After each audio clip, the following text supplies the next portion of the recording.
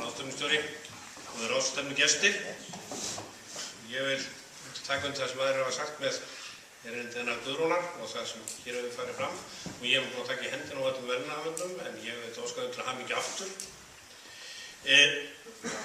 Ég náttúrulega auðvitað gleðst yfir því að menn komi hér upp og tjáu sig og þið sjáu það að ég til dæmis sérstaklega þakklátur Gunnar að koma hér upp, þá verða einhverjar umræður. Þær þurfa að verða. Ég auðvitað ekki að öllu leyti sammála því sem Gunnar sagði. Ég get því miður ekki verið það, ég væri nú stoltur af því kannski ef ég geti verið það. En náttúrulega þetta eilíða mál kom svolítið eins og Magnús kom inn á. Hvert stefnum við? Nú við í fagráði, sem nú því miður eigum ekkert ræktunartakmark nema þið viljið afsala ykkur því. Við erum að stefna í að rækta þennan gæðing eins og Kristinn var að lýsa. Og hérna getið þið sett hérna upp kannski mynd. Ég get ekki talað á meðan, ég gæti takt úr. Þá tæmum við ekki möldur á mikið, vikingur sko. Halló. Takk. Það er þetta að klárhestarnir séu svona lagðir í einelti. Það er allavega ekki markmiðið og það er kannski ekki heldur það sem hefur gerst. Það gerist náttúrulega að alliðahestarnir, klárgangurinn í þeim hefur batnað svo mikið að þeir eru orðnir sumir jafnvel fremri klárhestunum í klárgangi. Nú, þetta leiðir auðvitað hvað af öðru. Við erum auðvitað með á landsmót, af því það kom til tals, það er auðvitað tveir þættir í þessu, það er hvernig hestar dæmast og hvernig þeir eru sýndir. Á landsmóti höfum við einungis einkunnamörk í hverju flokki. Það er ekkert sér fyrir klárhesta eða alliðahesta.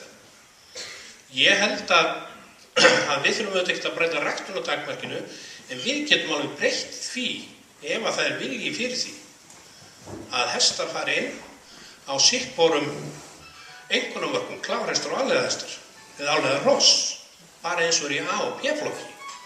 Og ég held ef við förum að hafa eitthvað svoleiðis með landsmót, þá verðum við að fara þá leið.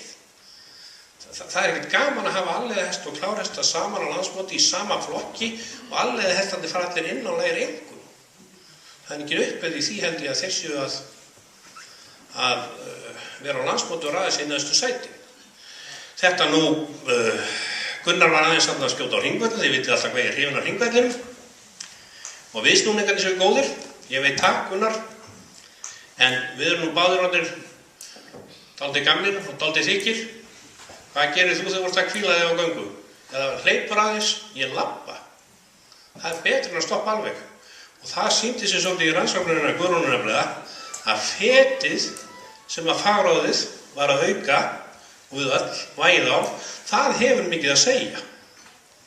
Og kannski mest. En aðeins þetta sem að ég kannski, að þið sjáu hérna hest sem var hér uppi á.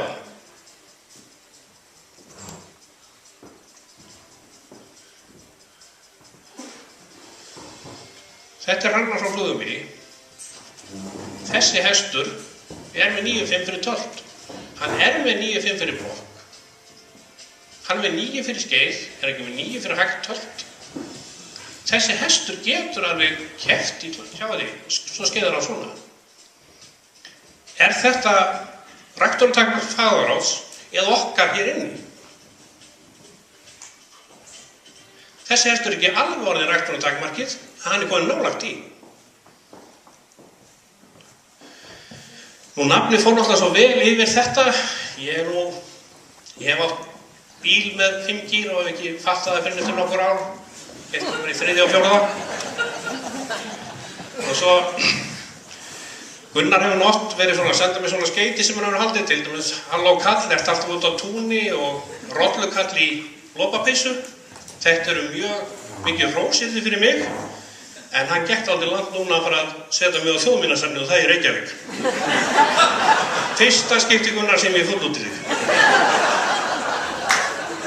Takk fyrir.